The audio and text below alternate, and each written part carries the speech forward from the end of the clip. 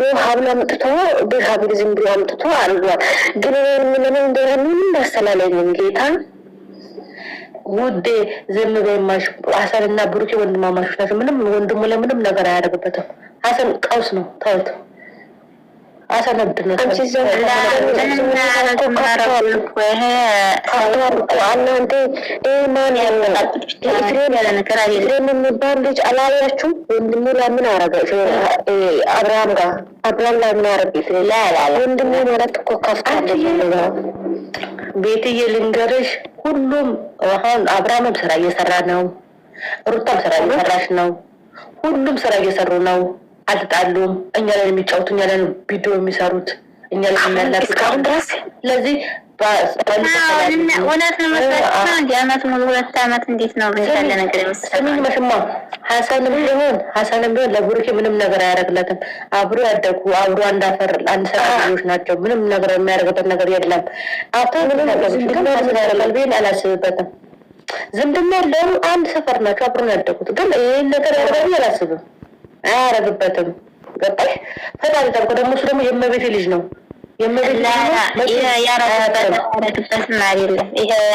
በዚህ መንገድ ተጠራጠሩ እንዴት ያለ ነገር የለም። አይዞህ በሱ እኮ ሰው ፈራችሁ በሱ አጀንዳ እንዳሰጪ ነገር እንድሰራ እንዳሰሩበት ዝም በይ። ራሳችን አጀንዳ ሰጠን ራሳችን ደግሞ እንዳንቻለን ዝም በይ። አረ ዝም ባህል ይምጣባ እንዳታቀልኝ እንጂ ተይ ውዴ ተይ ቡርቴ ተይ እንጂ ወብዱሽ ተይ አዲስ ዓመት ገና 7 ቀን የቀረና አዲስ ዓመት እንዋልበት። ዶሮ ሲሰሩ እያሳዩን አበባዩሽ እያሉ መቼ ነው አዲስ ዓመት? አበባዩሽ ደርሷል አላችሁ የኢትዮጵያ አዲስ ዓመት። ምን አቀል ደግሞ ዛሬ ማታ አይታችኋል። ማን የሚባለው እንግዲህ ጊዜ እኮ በጣም ያሰፋራል። ግን ምን ታደርጊዋለሽ? ብንነገር እኛ አንድ ላይ ካሜራ ጀርባ ምናምን ይላል። ስለዚህ እሱ ገብርኤል ይጠብቀው፣ የእናቱ አምላክ ይጠብቀው። ምን እናደርጋለን? ሌላ አማራጭ የለም። ጸሎት ነው ማረግ ሪሌሽንሽፕ ሀገሯም ሄዳ ብታገባ እዚህም ደረጃ አደርስም ይመስለኛል። ለምን እኔ 100% እንደዛ ነው የተረዳዋል።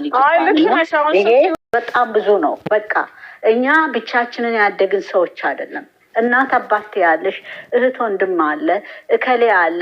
አንድ ሀገር ላይ ሄደሽ ራስሽን ዛሬ አስገባሽ አንድ ቁጥር ምጽፈልሽን ሶሪ ኦኬ ናኒ ቀጥይ ኦኬ እና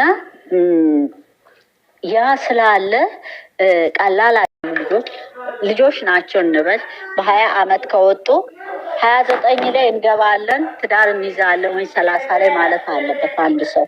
ለምን መሰለሽ እዛ ጋር የሚያጸዱት አየሩ አለ፣ ስትረሱ ናፍቆቱ አለ፣ ቁጭ ብሎ ማደሩ አለ።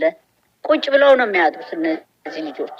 እኔ እኮ አየሁ አሁን አንዳንዴ በሀይሚ በብሩኬ ዞግ እንኳን ቁጭ ብለው እያለቀሱ ማለት ወይኔ እነዚህ ልጆች በጣም ነው እንትን የሚለኝ። ይሄ እኮ ስትረስ ተጠራቅሞ ነው ሌላ ተአምር የሚፈጥረው ሰው ሌላ አለሁኝ እና ብዙ ሳይድ ኢፌክት አለው እና ግን በአጠቃላይ በቃ ቆም ብለን ሴቶች ልጆች ብናስብ ይሻላል። ነገ ማንም ወልዳ ልጅ እንቺ የምትል ይሻል። የራስሽ ልጅ ነው የራስሽ ህይወት ነው። ለምን መሰለሽ 50 እና 45 ሲሆንሽ የሚጸጽትሽ ነገር ይሄ ነው። በቃ ባዶነት ኤምፒቲ ገንዘብ ቢሞላሽም ምን ብልሽም ኤምፒቲ ትሆኛለሽ የሆነ ቦታ ላይ በቃ የሆነ ነገር የጎደለሽ ነገር ነው። ገባሽ? ይሰማሻል። እና ያ እንደየሰው ነው እና እንግዲህ እግዚአብሔር ሁሉንም ሰው ይርዳ። እንግዲህ እኛ እንትን ምናምን እያን ፕላን ለከሌ እያልሽ መጀመሪያ እናት አባት ግድ ነው። ገኒ እንዳለችው ግድ ነው ሁላችንም። ግን ከራስሽ አስበልጠሽ ራስሽ ስትቆሚ ነው ለሌላው መሆን ያለብሽ። ትምህርት ቤት ካለ ሚኒመም የሆነ እርዳታ አረርተሽ ተማሪ ለሆነው እርጅ ተፈለግሽ። ግን ራስሽን መጣል ማለት ነገ ላይ አንቺ ስትወርቂ አውቀሽ የወደቅሽ ነው እንጂ በስንፍናሽ የምትባዩ ለቤተሰብ ረድተሽም የሚልሽም የለም። ገባሽ? አይሉንም እጅ ሲጀመር አንዳንድ ቤተሰብ ራሱ ስትወድቂም ደስ እንትን ይላል ይገፋል። የአንዳንዶቹ ህይወት አለ አይደል እንዴ ሲመሰገን ይላል። እኔ የማውቀው አንድ ታሪክ አለ ሲሪየስሊ በእውነት ከአረብ ሀገር የመጣች ለቤተሰብ በጣም ብዙ ነገር የቀየረች ህይወታቸውን ከምንም በቃ ወንድሞቿን በደንብ ቀይራ እህቶቿን ከዛ ከአረብ ሀገር ስትመጣ እሷ ምን ይሏታል መጣች ይቺ ጠሽ ነው ያሏት። እና አንዳንድ ሁል ጊዜ ቤተሰብን ስንረዳ እኔ ፐርሰንቴጅ ነው የምሰጠው ፐርሰንቴጅ ቤተሰብን አትርዱ አይደለም። አብሶ ወንድምና እህት መማር የሚችሉ ከሆነ አስተምሯቸው እንጂ እሷ እንዲህ ልትሆን ነው ለእሷ እንደዚህ አይነት ልብስ መግዣ ምናምን እሷ በሀገሯ ላይ ነች። አንቺ እድሜ ልክሽን ሰው ቤት እየተንገላታሽ እየሰራሽ ለእህትሽ ገንዘብ ለልብስ መግዣ ለጫማ መግዣ ከምትልኪ ወይ ስለዚህ ቤተሰብ እናትና አባትን ነው። እናትና አባትንም ስትረጂ ደግሞ ያለሽን ሁሉ አሟጠሽ ላኪ አይደለም። ነገ እኔ የት ነው የምወድቀው? እድሜ ልክ እኮ ማዳም ቤት አትኖሪም። ህይወት ይኖርሻል። እድሜ ገደብ አለሽ። ስለዚህ ለእናትሽ 20 ብር ብትልኪ ለራስሽ ወይ ለእናትሽ 30 ብትልኪ ለራስሽ 70 ማድረግ አለብሽ። እውነት ነው። ችግር ተቸግረሽ ቤተሰብን ለመርዳት ብትወጪም ሁሉ ጊዜ አይደላም። ነገ ምን የሚያጋጥመን የሰው ልጅ ላይ አይታወቅም። ህይወትዬ ይሄን እኔ ግን ከ3 አመት እንደው 3 አመቱን ታዩና ከ2 አመት በፊት ምን ነው አግኝቻቸው በነበር እላለሁ። ረፈድ አሁን ላይ ቢረፍድም ከአሁን በላይ ያለውን ህይወት እናስተካክላለን። በጣም ብዙዎቹ እኔ ከራሴ ጀምሮ ነው ከ3 አመት በፊት ከ3 አመት በፊት ቢሆንልኝ ኖሮ እንደ አይነት የሚመክረኝ ሰው ከጎኔ ቢኖር በቃ ይሄ ነገር እኮ ያጋጥማል። ገብቶሻል? እኔ እኮ በጣም ነው የማውቀው። ለምን ያለንበት ህይወት ሶፋ ቀይራለች ከኔ እንደዚህ ቤት ተቀይሯል። አንቺ ግን እንዴት እንደምታመጪው አታውቂውም ገንዘቡንና እግዚአብሔር ለማይሆን ነገር ገንዘባችሁን አትለቁ። ልብሽ ላይፍ ይኖርሻል፣ ልጅ ይኖርሻል። ልጅ እንዲኖርሽ መለመን፣ ትዳር ጥሩ ትዳር እንዲኖርሽ እግዚአብሔርን መለመን። በቃ ዋናው ጤና ነው። ጤናሽንም ለምንሽ የመጣሽበት ለ5 አመት ለ10 አመት ሳይሆን የሆነች እድሜሽን አገናዝበሽ የተወሰነ ሰዓት ሰርተሽ ወደ ሀገርሽ መግባት ነው የሚያዋጣው። ህይወዬ አንድ ጥያቄ አለኝ። ልንገርሽ፣ አንዳንድ ቤተሰቦች አሉ ምን ይላሉ መሰለሽ? ይሄ እውነቴን ነው፣ በሁሉም የደረሰው ነው። ፈርተን እንደዚህ እየተፈራራን እየተፋፈር ላናወራው እንችላለን። አንዳንድ ቤተሰቦች አሁን ቤት ሰራሽላቸው፣ አበጃጀሽላቸው፣ ጨረሽ አይደለም የራስሽን ህይወት ለመኖር እየተዘጋጀሽ ባለ ሰዓት የሚያናድዱሽ አንዳንድ ሰዎች ምንድነው ሰው የሚኖረው እንደ ቤቱ ነው አይደለም። አንቺ በቻልሽው የቤትሽን አድርገሻል። ልክ በቃ 3 4 ሆነው የተሻለ ህይወት እየኖሩ ቤታቸውን የሚያስተካክሉ አሉ። የነዛን ሲያዩ ምን ይላሉ? የአንቺ ቤተሰቦች ይመጡና እነዛ ደካማ ቤተሰቦች ይመጡና የከሌ ልጅ እኮ ቤቷን በዝዋ ያሳመረችው አንቺስ መቼ ነው የምታሳምረው ሲሉሽ፣ አንቺ ጋር ስሜት እንዴ ልክ እኮ ነው ይሄን ያህል አመት ተቀምጬ ለምን የምንል ሰዎች አሉ የሚሉ አሉ። ይሄ ነገር ቢቀርስ ይሄ ሞኝ ታደርቅ እናት አለች።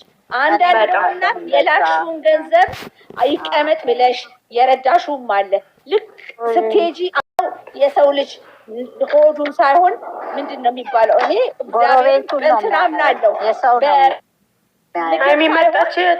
በምግብ ሳይሆን እኔ ማምነው በእንትን ነው ማምነው በምንድን ነው የሚባለው? በምግብ ደህና ነገር በመብላት አላምንም። ራስሽን ለውጠሽ ሆድሽን ማንም አያየውም፣ ግን ስትለወጪ እና አንዳንዴ እናንተ ቆም ብላችሁ አስቡ። እውነት እኛ ለእናንተ ነው እግዚአብሔርን በትክክል ናቸው። ይሄ እኮ እናንተ እኮ የምታወሩት ድሬል ነው እኮ አገር ላይ ኖረው ኢትዮጵያ ውስጥ የሚረዱ ቤተሰብ በተለይ ወጣቶች ልጆች የሚረዱ ስፖይልድ የሆኑ አሉ። ገባሽ? እዛ አንቺ ትልኪያለሽ ከዚህ እነሱ ወይ ፓርቲ ነው ወይ ሌላ አላማ ነው። እና አንዳንድ ጊዜ አንቺ ለምን ለደሃ አትረጅም? ለምን ለሌላ ሰው አልረዳም? በቃ እንደዚህ በኋላም ትወቀሻለሽ። ልጆቹ ወይ በላሻሉ ወይ ሮንግ ወይ ይሄዳሉ። አንቺ ብሌም ትደረጊያለሽ።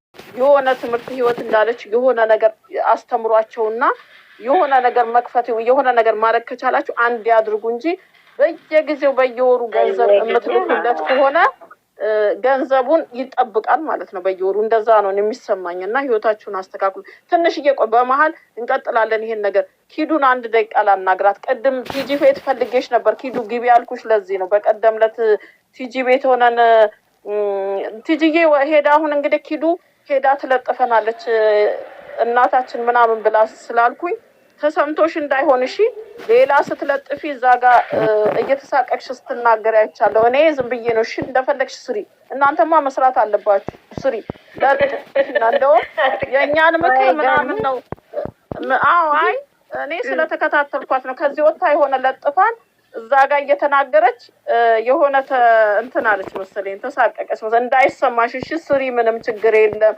የፈለገው እናት ብለሽ ለጥፊኝ፣ እኔ ችግር የለውም። የሀይሚዬ እናት ያልሽኝ እናታችን ገንጌት ያለሽ እኔ ለቀልድ ነው ያልኩት። እዛ ጋር ስቀልድ አሁን ሂዱ ሮጣ ሄዳ ይሄን ለጥፋን አለች ነው ያልኩት። እና እንደዛ ነው እሺ፣ ምንም ችግር የለውም። እሺ እናት ያሱ ሲሆን ወገባችሁ ይጎዳል፣ ማህፀን ምናምን የሚመጣው እንደዚህ በተለያየ ነገር የሚመጣ ነገር አይታወቅም። እና ሴቶች ስለሆናችሁ እናንተን የሚጎዳ ነገር ይፈጠራል። ጭንቀት ይኖራል።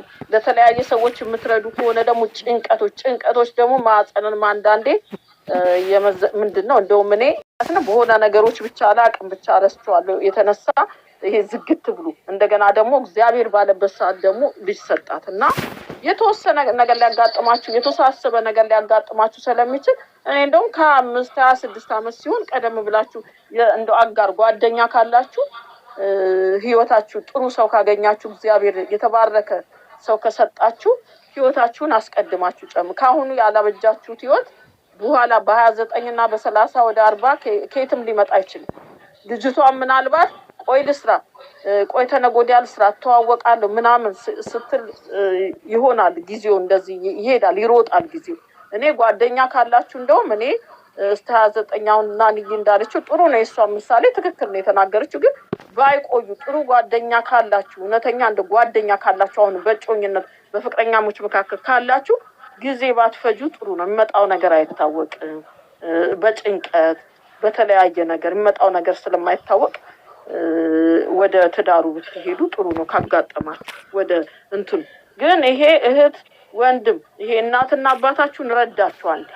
አንዳንድ እናትና አባት ህይወትም እንዳሉት እንደውም ለልጁ ይቀመጥ የሚል እንኳን አይደለም ያላቸውን ራሱ ነገር ለልጆቻቸው አሳልፈው የሚሰጡ ናቸው።